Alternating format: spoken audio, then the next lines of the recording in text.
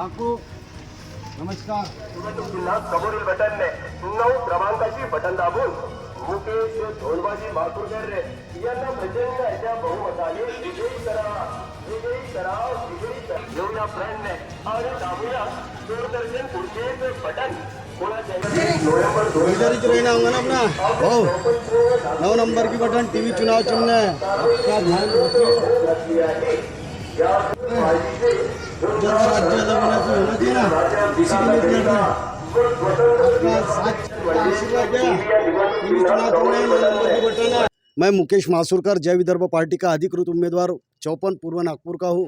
और हमारी एक मांगनी ऐसी है जो पृथक विदर्भ राज्य की है. वो मांगनी के साथ हम यहाँ पर लड़ रहे हैं. विदर्भ राज्य अलग होना चाहिए, नागपुर ये राजधानी बनना चाहिए. 1 से लेकर 10वीं कक्षा तक जो है 12वीं कक्षा तक बच्चों को फ्री एजुकेशन मिलना चाहिए. साथ ही साथ यहाँ पर पूर्व नागपुर में अस्पताल की सुविधा है. यहाँ भव्य अस्पताल बनना चाहिए. यहाँ पर इंडस्ट्री आना चाहिए. हर बेरोजगार के हाथ को काम मिलना चाहिए.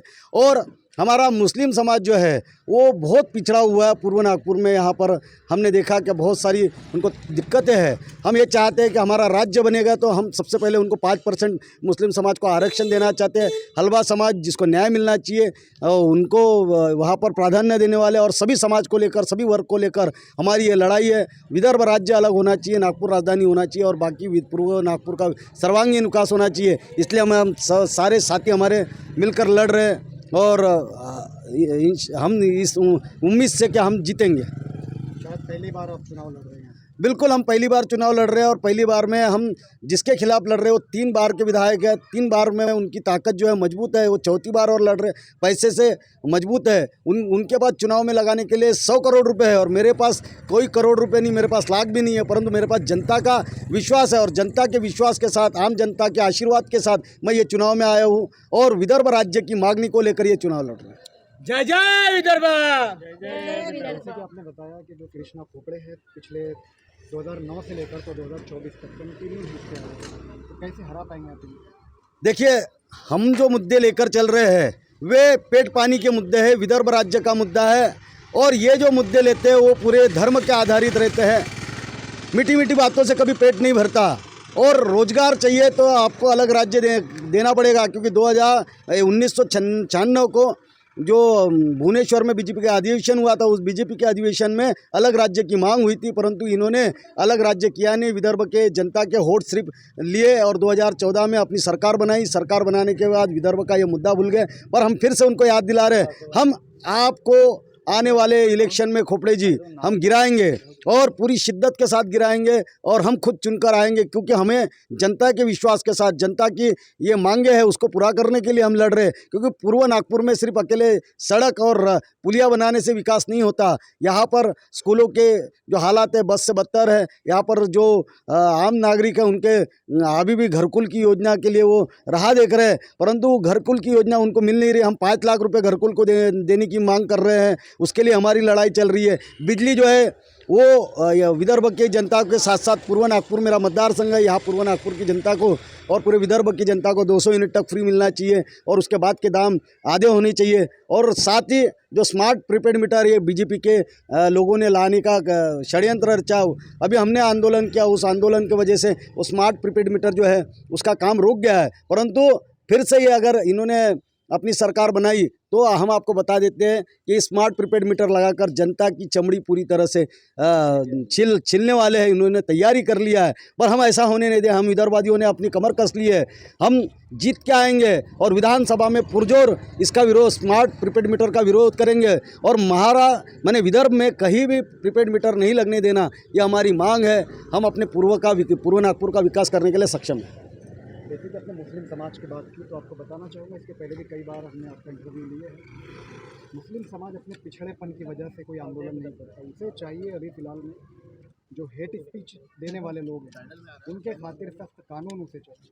नहीं, देखिए, मुस्लिम समाज ये एकत्रित है परंतु उसको दीक्षा दिलाने वाला कोई नहीं है. वो पार्टियों से जुड़ा हुआ है. विदर्भ की चळवळ में मुस्लिम समाज बहुत बड़े पैमाने पे था तो विदर्भ की चळवळ बहुत आगे थी. परंतु कुछ समय बाद वो कांग्रेस के साथ और भी दूसरी पार्टियों के साथ जाने की वजह से, और अभी तो बीच में और भी बहुत लोग, तो उस वजह से क्या हुआ, वो वोटों का ध्रुवीकरण करने के लिए, समाज में आपस में बांटने के लिए ये सब हेट स्पीच ऐसी बातें की जा रही है। हमारे जो भगवान है, हमारे जो अल्लाह ताला है, उनके ऊपर अलग तरीके से बातें की जा रही है, जबकि ये कोई होना नहीं चाहिए। भाई आपने चुनाव लड़ना है, अपने काम पर लड़ना है, और जनता को आपने अपने काम गिनाना है, पर आप अपने काम नहीं गिना रहे हैं, और इसलिए आप सिर्फ हेड स्पीच देते हैं, समाज में ध्रुवीकरण कर रहे हैं। और हम तो ये चाहते हैं कि मुस्लिम समाज ये सही में पिछड़ा हुआ है, ये कोई बताने की ज़रूरत नहीं। और हमने इसलिए 5% आरक्षण की इसमें मांग किया है। ये आप देख सकते हैं, ये मेरा पॉम्पलेट है, और इसमें 5% मुस्लिम समाज को आरक्षण हम देना चाहते हैं, क्योंकि मैं चाहता हूं कि मेरे विदर्भ का 2.5 करोड़ जनता के बीच का जो ये है मुस्लिम भाई है हमारा, वो सब जो है आगे बढ़ना चाहिए, इसलिए हमारा ये चल रहा है। तो आप बस अपना साथ दीजिए, हम यकीनन विदर्भ राज्य लेंगे और सबको विकास करेंगे, सबका साथ सबका। अपने अभी सारे वादे ये दिखाए, इस वादों में क्या आप ये वादा भी करते हैं कि अगर से आप जीत के आते हैं तो सख्त से सख्त कानून का बनाने के लिए मांग करूँगी हेट स्पीच के खिलाफ? नहीं, बिल्कुल हेट स्पीच के खिलाफ ये कानून बनना ही चाहिए। वो किसी भी धर्म पे किसी भी व्यक्ति को उंगली उठाना, मैं बिल्कुल मैं वादा करता हूँ कि किसी भी धर्म में किसी भी जात के खिलाफ अगर कोई हेट स्पीच बोलता है, अभी जैसे चंद्रपुर की सभा में कुंभी समाज को बीजेपी के कुछ कार्यकर्ता ने गलत तरीके से बोला, और आज कुंभी समाज जो है पूरी तरह से एक आके बीजेपी के खिलाफ हुआ। अरे ऐसे लोगों को तो आपने बिल्कुल बर्खास्त कर देना चाहिए, हद पार करना चाहिए। वो गडकरी साहब ने भी ये बोला, जो जात पात की बात करेगा वो हमसे लात खाएगा, वो हलवा समाज को ये खिलाफ बोला।